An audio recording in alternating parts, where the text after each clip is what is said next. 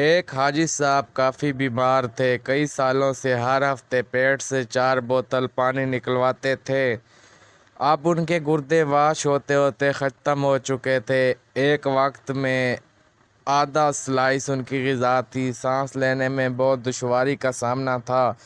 نکاحت اتنی کہ بغیر سہارے کے حاجت کے لیے نہیں جا سکتے تھے۔ ایک دن چودھری صاحب ان کے ہاں تشریف لے گئے اور انہیں سہارے کے بغیر چلتے دیکھا تو بہت حیران ہوئے۔ انہوں نے دور سے ہاتھ ہلا کر چودھری صاحب کا استقبال کیا۔ چہل قدمی کرتے کرتے حاجی صاحب نے 10 چکر لان میں لگائے، پھر مسکرا کر ان کے سامنے بیٹھ گئے۔ ان کی گردن میں صحت مند لوگوں جیسا تناؤ تھا۔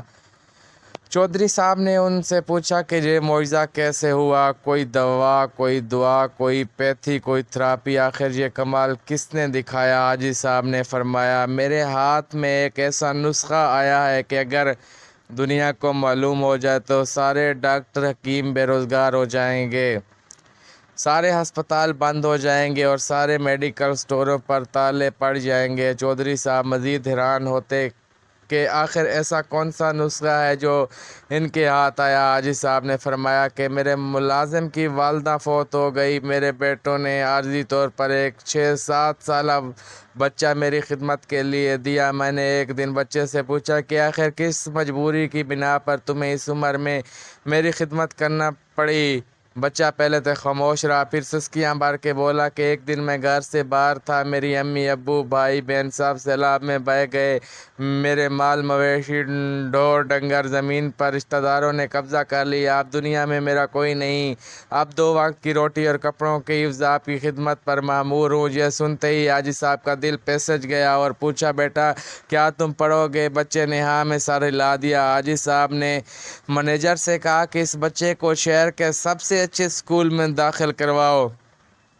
بچے کا داخل ہونا تھا کہ اس کی دعاؤں نے اثر کیا، قدرت مہربان ہو گئی۔ میں نے 3 سالوں کے بعد پیٹ بھر کر کھانا کھایا۔